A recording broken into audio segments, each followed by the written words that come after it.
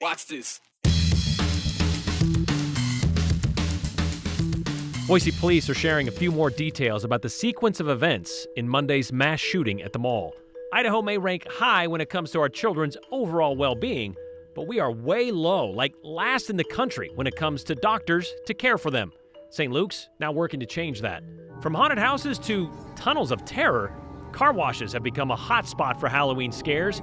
We're checking out just some of what you can see and do in the Treasure Valley this Hallow weekend. 40 minutes. That's about how long Jacob Berquist was in the Boise Town Square Mall before he fired his first shot, killing his first victim in Monday's mass shooting. This afternoon, Boise police released a more detailed account of the minutes-long shooting spree. In it, they say mall security video shows the shooter walking around the mall for at least 40 minutes, even eating at the food court on the second floor, all while wearing a backpack and carrying a handgun on his hip, which is not illegal in Idaho, but it is not allowed in the Boise Town Square Mall, which is why just before 1:50 in the afternoon, when police got their first call about shots being fired at the mall, Joe Acker, a mall security guard, approached the 27-year-old suspect. The video shows the two spoke briefly, then Berquist began to walk away. He then turned back toward Acker and shot her with a 9mm semi-automatic he was carrying. The 26-year-old died where she fell, near the entrance to Macy's. Macy's is where the shooter walked next, while just walking, continuing to fire his gun. One bullet went through one man's jacket, the report says, while his wife tried to pull him away. More shots were fired toward some kids who were down a hallway. None of them were hurt. As he walked into Macy's, the shooter fired several more shots toward 49-year-old Roberto Padilla Arguelles, who was on the escalator inside the store. Arguelles was hit and was later pronounced dead. Two other women were hit in the store as the shooter continued to fire into the floor. Those bullets were just bouncing around. Both were treated and released, now recovering from their injuries. We also know the shooter then left Macy's and ran from the mall towards Dave & Buster's, it's about a quarter mile away. Police say he shot toward an officer on a motorcycle who laid down his bike and hid behind it. One of those bullets, shot in that sequence, we are told, hit a woman driving an SUV on Milwaukee. Two other officers who happened to be riding in a car together drove toward the shooter, who is now behind Dave & Buster's. Police say Berquist fired at the patrol car coming toward him. A bullet went through the patrol car window and hit the officer who was driving in the brim of his hat. That's how close he was to getting hit in the head. That officer, an 11-year law enforcement veteran, we're told, was cut by metal and glass, broken glass, but he continued driving and shooting at the suspect as he did. Police tell us Berquist then ran behind a dumpster, where they say they heard one more shot fired. All of this new information is still preliminary, we're told, meaning it still has to be confirmed by the Critical Incident Task Force investigation. The woman who was hit in the SUV has since been released from the hospital and is expected to be okay. The reason this happened is still being investigated, still a big part of the investigation, including, police say, whether any of the victims were intentionally targeted. They acknowledge the suspect's history with law enforcement and mall security, his behavior and his beliefs, which he shared on social media. However, they remind us none of his actions at that time were considered criminal under Idaho law. They say there were no actionable specific threats made by the shooter, so there was no reason to arrest him prior to the mall shooting on Monday. More details and explanation to come either before or at the conclusion of this investigation. The state of Idaho ranks dead last when it comes to the number of pediatricians per 1,000 children across the state. According to the American Board of Pediatrics, the national average is about 90 pediatricians per 100,000 kids. Idaho well behind that number, with only 42 per 100,000. It isn't a new problem for sure, but one that is now being addressed. This week, the Family Medicine Residency of Idaho announced for the first time in state history there will soon be a pediatrics residency in the state of Idaho. It's a big move, and Joe Paris spoke with the program director of the new pediatric residency for insight on the program and how it can help fill the gaps. The place where pediatricians can be helpful, certainly pediatricians can provide outstanding primary care also, but it's really providing support and diagnosis in challenging children with special healthcare needs that have complex illness, et cetera. those are the ones that are having more difficulty potentially obtaining optimal access to care. And when there's not optimal access to care, there are certainly consequences. There absolutely can be. And that can range from delayed care, it affecting school performance and well-being, and can also, one of the things, again, family physicians do a great job with this, but we know that where there are pediatricians, there tend to be higher immunization rates. So that's an area that has always been strongly supported by pediatricians throughout the country. Why start a pediatric residency here in Idaho? There's a couple of reasons. Number one is that we know that about 60%, on average, 60% of graduates of a residency program will stay within the area after graduation to practice.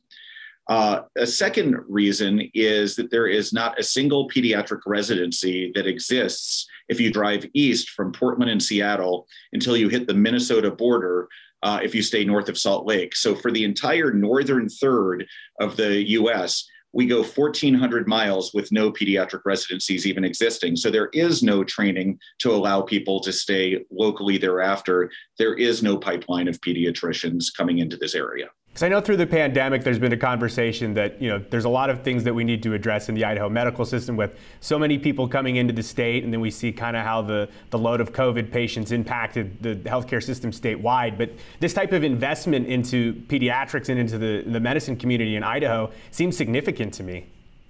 Yeah, I think it is significant, and I think it's going to be really beneficial. One of the things that we know about all residencies is it's not just about the residency, and it's not just about the residents who stay. It really is an opportunity to bring in additional resources, grant money to improve or develop programs, et cetera. A great example of this is that we also in Idaho are at the very bottom in the US in terms of rates of pediatric psychiatrists per 100,000 children. And we're in the midst of this pandemic pediatric mental health crisis and don't have the pediatric psychiatrists around to serve them.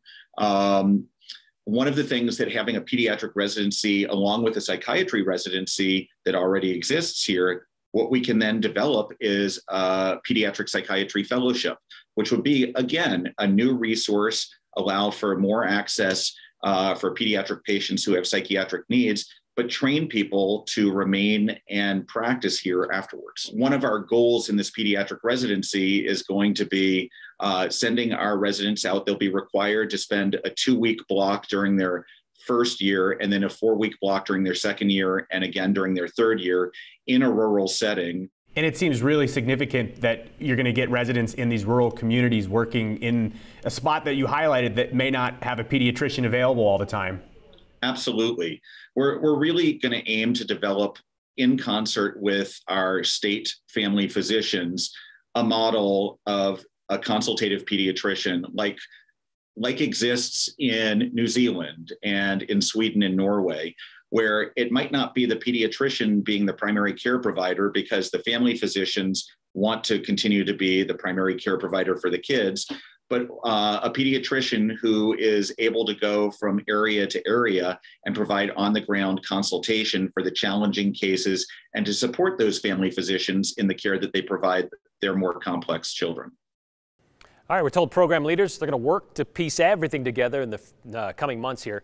The goal is for the program to host 4 residents per year through its 3-year residency, which is a total of a dozen residents in the first 3 years, just doing the math. First class expected to begin July 2023.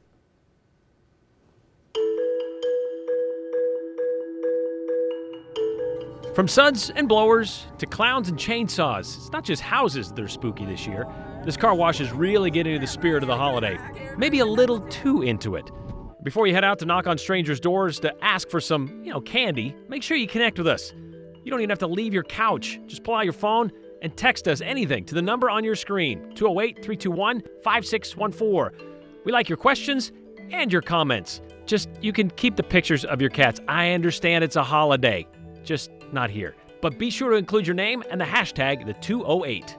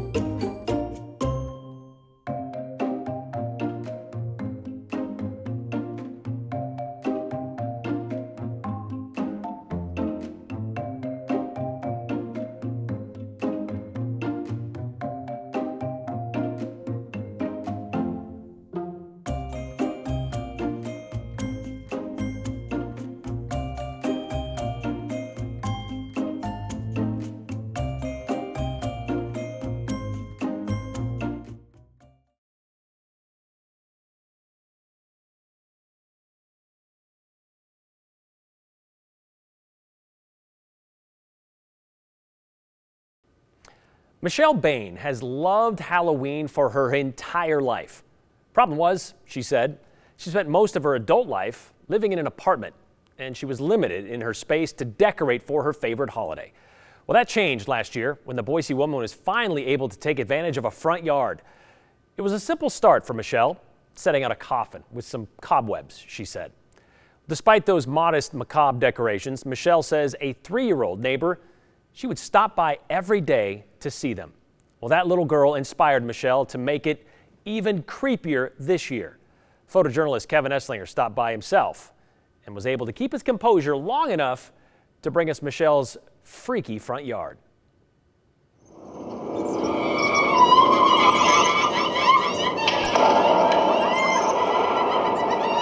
My take on Halloween is that it should be scary. My name is Michelle Bain, and this is my Halloween fun. I have been a Halloween lover for my entire life. Last year I kind of started off with a little bit. This year I said, I'm gonna go bigger.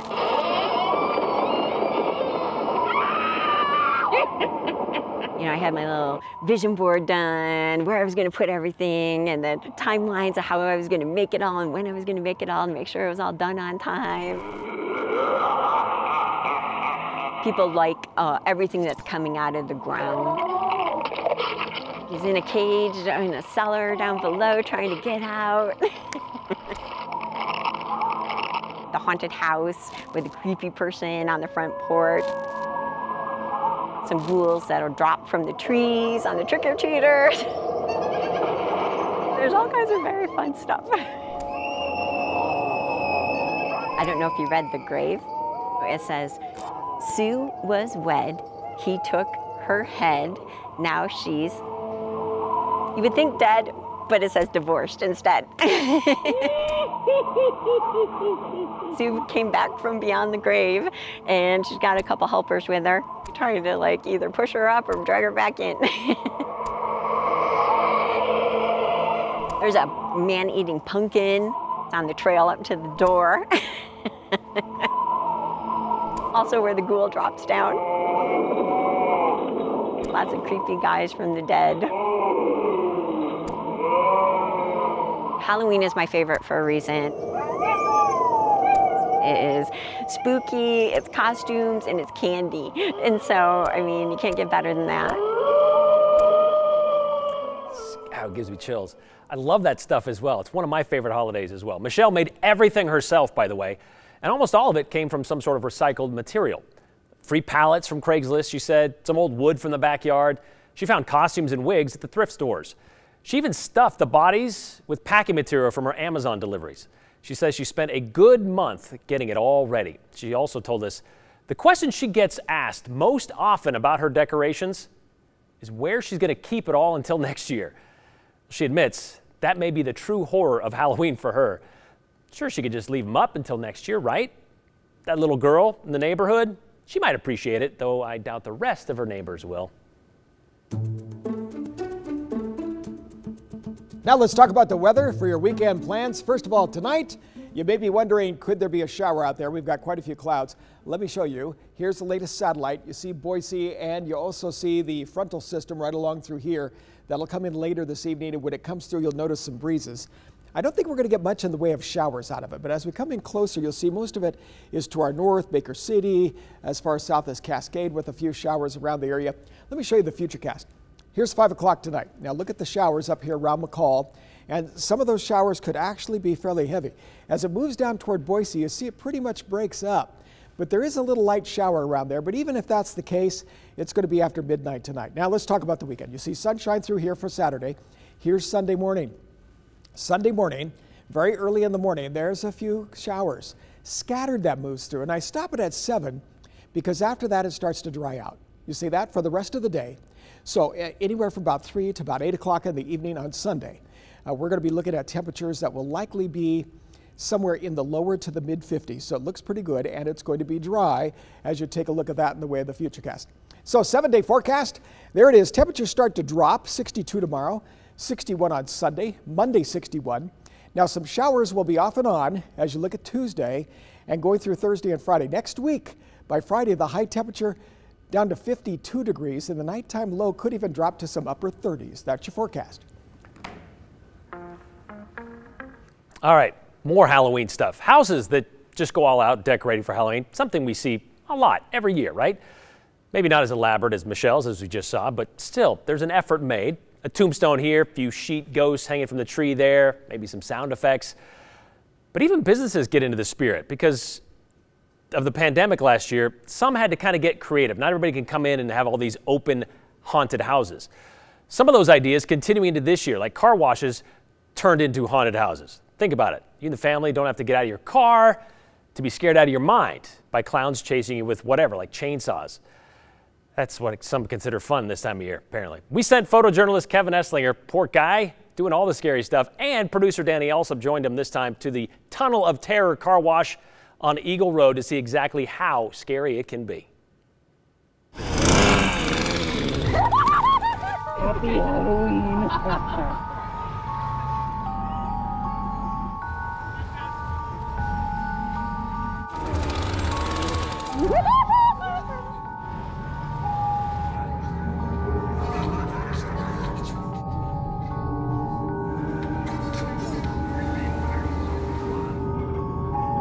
Oh my gosh. I'm actually kind of scared right now. Oh, jeez. Oh my god. Oh my god.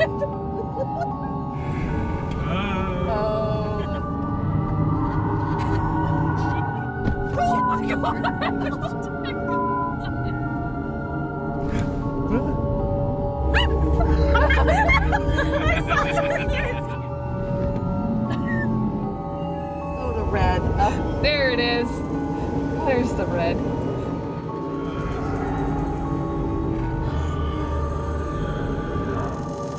Oh my god. Oh, that's lovely. I don't like that at all. Oh my god.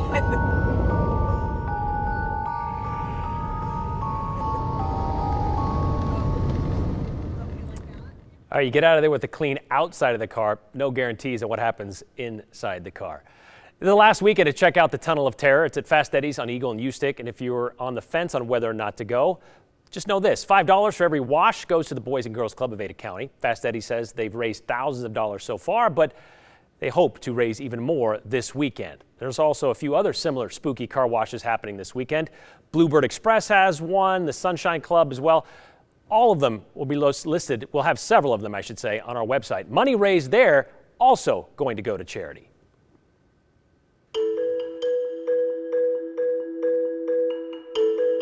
It was one of the most iconic pictures of 2020. This year, it's in the running for the best 2021 costume for the 208. You dressing up with an Idaho-themed costume this year? We want to see it. Text us your pictures to this number, 208-321-5614. No costume? You can still send us your questions and comments about the show to that same number. Just include your name and the hashtag #the208, and we're going to share some of them at the end of the show.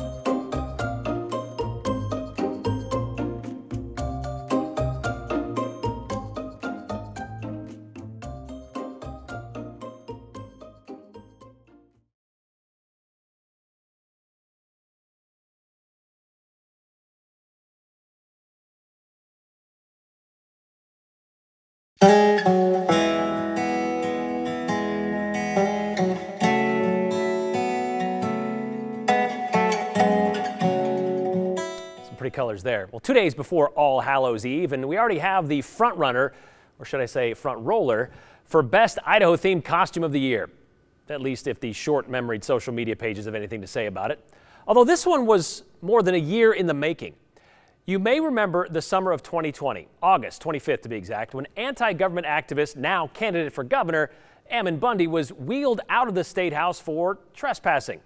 Wheeled out because, according to the arresting Idaho State Police troopers, Bundy refused to stand up on his own after being asked repeatedly to leave.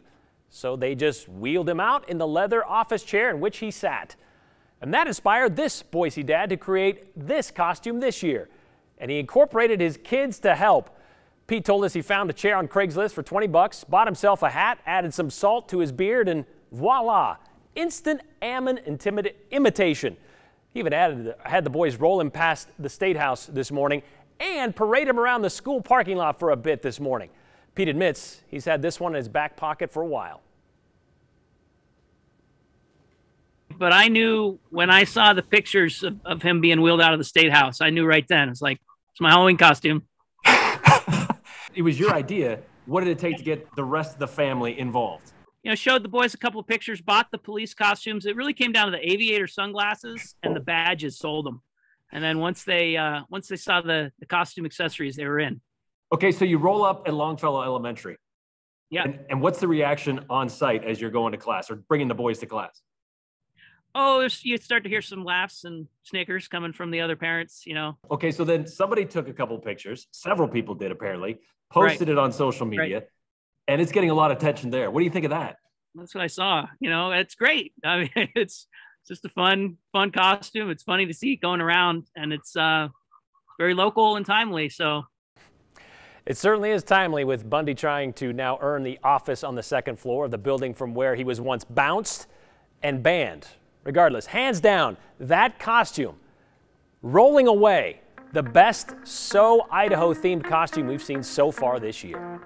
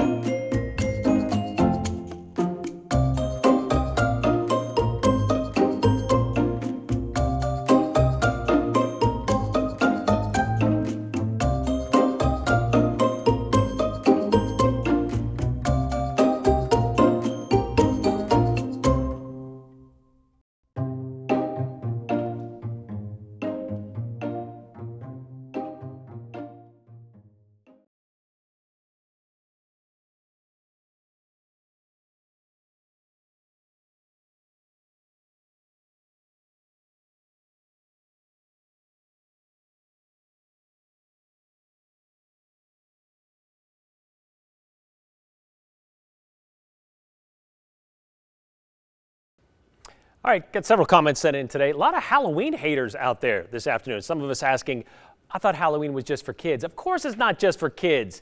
You fall in love with it as a kid and you live it the rest of your life. But then Ken wants to know, I thought the 2A was about news and interesting stories, not Satan's holiday Halloween. Wow, that's a bit on the harsh side. Still fun. Are the kids going to trick or treat on Saturday or Sunday or both? A question sent to us. It's a good question, I guess. Do we have to decide this one right now? But I think it's like this. If Halloween were on a Monday, would you have that question? Why not Sunday? What's the big deal? What's the difference between Saturday or Sunday? Sunday's the day, right? It's Halloween on Sunday. Have a good one. We'll see you back here next week.